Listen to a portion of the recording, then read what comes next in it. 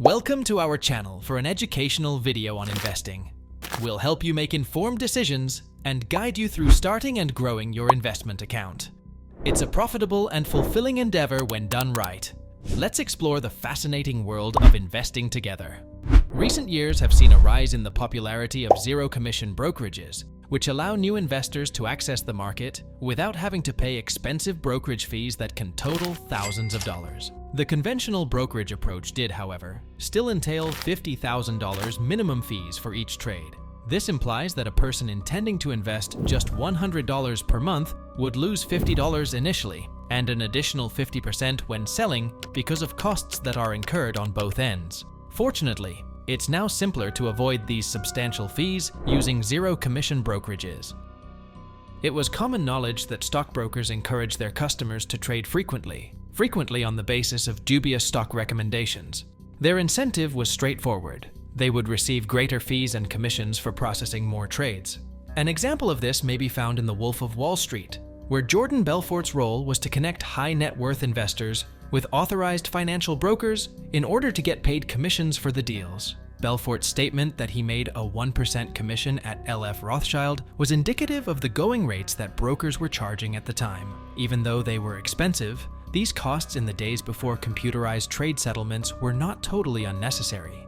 The exchange floors required clients to provide buy or sell instructions to traders, which resulted in expenses that were transferred to the clients. Clients were charged some margin in order to guarantee that brokers could continue to make money while offering this service. Commissions still make up half of a broker's income and help defray the cost of their services, so they are an important source of income even today. Buy and sell orders no longer require human interaction with the exception of the parties involved in each transaction, thanks to the development of automated settlement systems.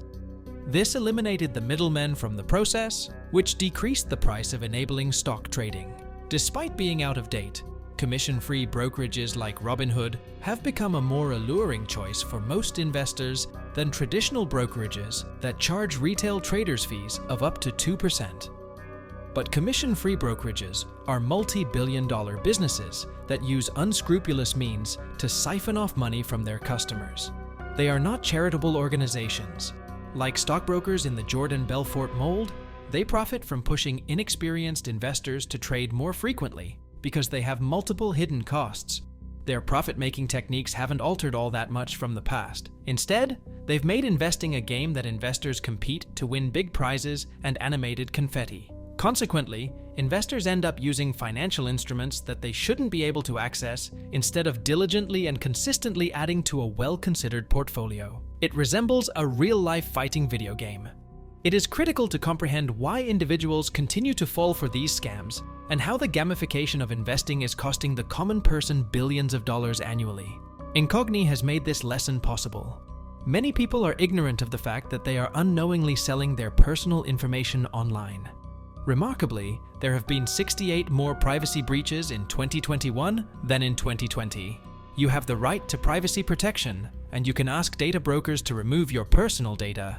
But the manual method takes a long time, maybe years to finish. Furthermore, you run the danger of data breaches if you provide data brokers access to your personal information. Thankfully, Incognia is providing a fix. They make requests for the removal of personal data and handle any objections on your behalf when contacting data brokers. It's easy to get started. Just create an account, tell them whose personal information you want removed, give them permission to act on your behalf, and they'll take care of the rest. Incogni can take care of the work, giving you peace of mind that your personal information is secure. Even better, there's a risk-free 30-day full refund guarantee plus a 20% discount for the first 100 customers who enter the code MONEY on this link. Register at incognito.com/money to use Incognito. There is a proverb that goes, "If something is free, you are the product." This is undoubtedly the case for the majority of commission-free brokerages who profit from order flow routing through significant institutional players such as market makers. These brokers approach their institutional partners, who establish a dark pool, a market that facilitates buy in sales of publicly traded assets, but remaining unseen to outsiders, instead of going directly to the exchange. Although the difference between the bid and offer prices is usually small, Complex financial instruments like options have significantly larger spreads, as will businesses with lower trading volumes. Order flow payment is the commission that market makers give brokers in exchange for being the first to receive these trades. Brokers, nonetheless, have a fiduciary duty to locate the most competitive pricing in the market to execute their clients' trades, even when this technique isn't always wrong. This hidden expense, however, might speed up trade processing and go unnoticed by investors who make 1 or 2 trades a month. There have been disputes, including the one when Robinhood stopped accepting GameStop purchases during the 2020 short squeeze. Many people theorized that this was done to please their largest donors. Regardless of whether you think this income model is intended to take advantage of investors or to support free trading, the fact remains that brokerages will profit more from more trades and more exotic financial instruments. Brokers market more volatile products like options to investors seeking higher profits since they have a stake in promoting high transaction volumes. But although the S&P 500 yields a respectable yearly return of about 10%, after accounting for market spreads, options give negative or zero returns, which means they are not suited as investment tools and should only be used for risk management. In spite of this, brokers have made use of commission-free brokerages to gamify investing by luring inexperienced clients with visually appealing high-risk trades. Regrettably, a large number of these unskilled traders suffer large losses because they lack the financial knowledge necessary to accurately evaluate the risks associated with their investments. Thus, as long as investors are adequately informed of the dangers involved, it is okay to provide people the flexibility to pursue their investment ideas. But the popularity of commission-free brokerages and high-risk investment offerings has encouraged a lot of inexperienced investors to trade frequently, which is unlikely to yield profits large enough to cover the accompanying expenses. Furthermore, you should only think about investing in the stock market once you've paid off debt, acquired new skills, or established an emergency fund. Since commission-free brokerages have become popular, scores of investors with bad credit, including those with high-interest credit card debt, have emerged who are unlikely to make meaningful profits. In the end, a lot of investors might not have the experience or enduring knowledge foundation needed to invest in a high-risk market. While it may appear that I'm trying to discourage those without a lot of money from investing, that couldn't be further from the reality. It's crucial that everyone is aware that investing isn't always the greatest or most appropriate course of action. As such, you should carefully evaluate your financial status before making any investments.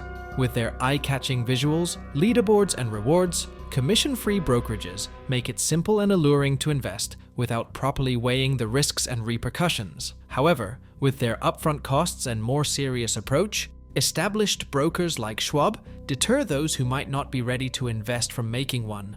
Rather than keeping people out, the goal is to make sure that those who do decide to invest have all the information they need to make wise choices. Another way that the gamification of investing harms investors is by encouraging them to take on riskier investments in an effort to raise their score. Brokers are guilty of encouraging this conduct, but there is also some culpability to be placed on internet communities, like Wall Street Bets and TikTok stock pickers, but the foundation of smart investing is its monotony, much like your home's plumbing system, which quietly and effectively does its job in the background. For this reason, it's imperative that you either hire a qualified expert to set things up for you, or have a fundamental understanding of how investments operate. The same is true for finances. Trying to fix your plumbing and try new things without enough experience or understanding is a surefire way to end badly. Gamification of investing has the unsettling effect of shortening investors' holding periods, which is bad for long-term wealth accumulation. The duration of investing is equally important as diversification in maintaining a healthy portfolio. Investing during both prosperous and difficult periods prevents you from entering the market at its highest or lowest points. While the market returns approximately 10% annually on average, Dalbar Inc. looked at investor behavior and found that the average investor only makes 4.25%. The lack of returns can be explained by regularly switching positions as opposed to adopting a long-term plan. Even worse, according to a QuiverQuant study using Robinhood's public API feeds, Robinhood clients underperformed by 6.2% relative to the market. Even while gamification of investing might be alluring, investing in high-return options and meme stocks eventually erodes returns. If an investor makes a monthly contribution of only $100, the difference of 6.2% compounded annually over 40 years results in a $196,000 loss of accumulated capital. I hope that this video has given you some insight into the world of investments and has given you more courage to manage your money. Remember that anyone can become a successful investor if they have the correct information and resources. Continue to grow and learn, and you'll see your riches increase. We appreciate your participation today and hope to see you in the upcoming video. Kindly like, share, and subscribe to our channel.